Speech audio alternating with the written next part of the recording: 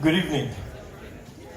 Just a few months ago, and not too far from here in Davos, Switzerland, the world learned about the global disability crisis on our hands today. 1.2 billion people, 20% of the human population, are affected and face a 50% poverty and a 50% unemployment rate. The question is, how do we tackle this huge challenge? And when we drill down to visual impairment, almost 600 million people collectively face a 90% illiteracy rate around the world. And for unemployment per country, America is at 70%, UK is at 75%, South Africa is at 98%. It doesn't get any better. But what is the root problem? Well, it comes in two folds. First is barriers around assistive technology. Assistive technology helps the disabled with every single day tasks. I know because I am legally blind. It killed my US military, my medical, and my engineering careers, at which point I decided to turn my personal problem into global solutions.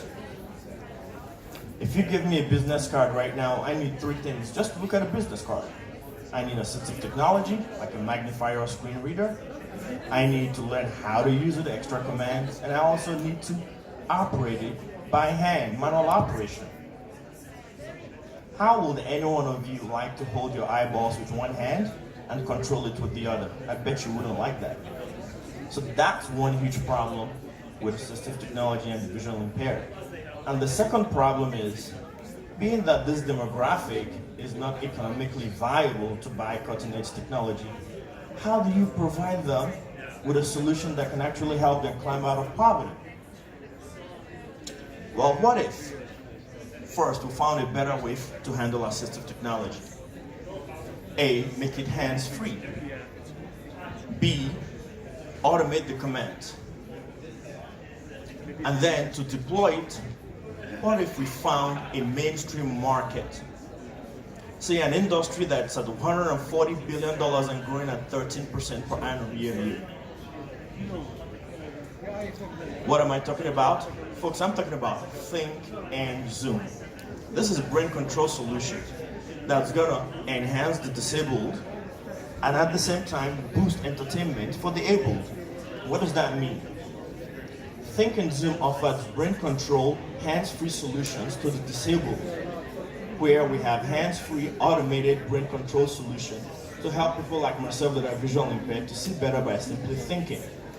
And at the very same time, we offer hands-free brain-controlled entertainment to the video gamers.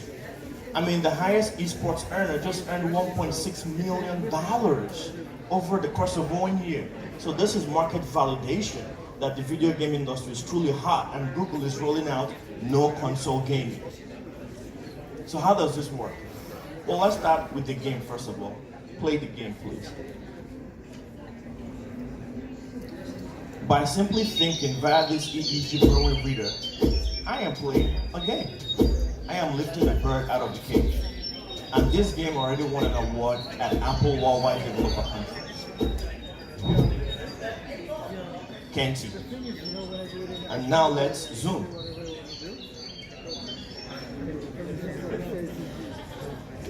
Through the same methodology of brain control, I am actually going to zoom in to that wall.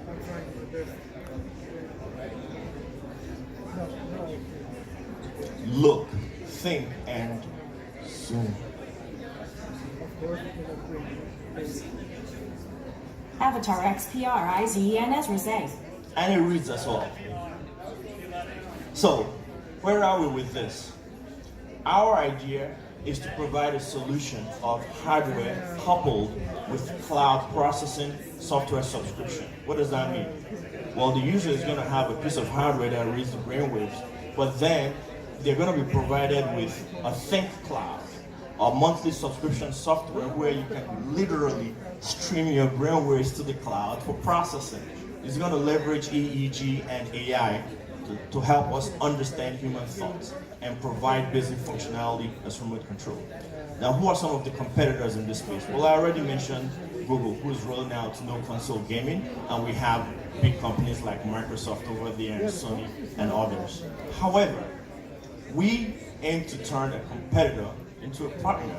We aim to leverage the massive strength of Google and their no-console gaming to be an adoption strategy to help us roll this out. So what are we trying to achieve? We're trying to achieve a world where visual impairments can no longer steal dreams or kill careers. We're trying to achieve a truly inclusive society, one where we leverage technology for humanity. After all, we are at AI for Good.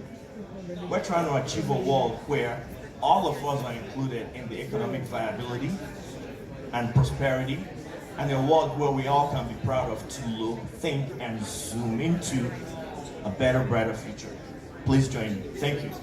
Thank you very much. Questions time, if there's any. Oh wow. Well, So, good presentation. What's your plan to monetize this? I'm so sorry I couldn't hear that. Great presentation. Thank you. What's your plan to monetize your product? Monetization will come from a hardware device where the user will just put a brainwave reader, but also a monthly based subscription software. That's the cloud-based software. So that's how we plan to monetize. How much would the hardware cost? Right now it's just merely a projection, but based on what's available on the market, we're looking at $199 for the hardware. And the subscription? The subscription, we're gonna aim it at approximately $99 per month. $99 per month? Correct. Okay.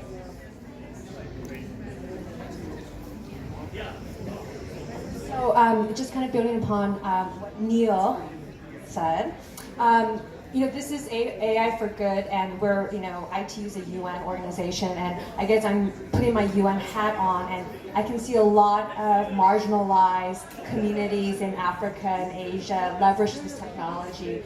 And so I think $199 and $99 would be very expensive for these communities and countries.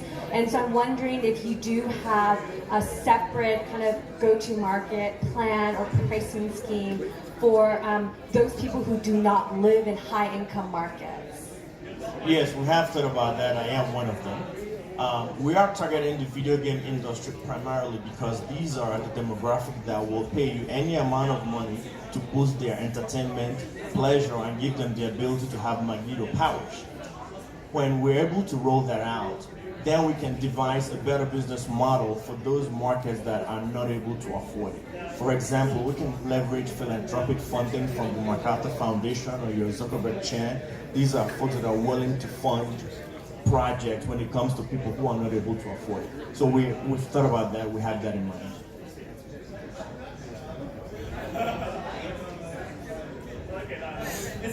I think that's all. Thank you very much. Thank you all Thanks for the your time. questions. Yeah, one more question looks like it. Yeah, from Sal.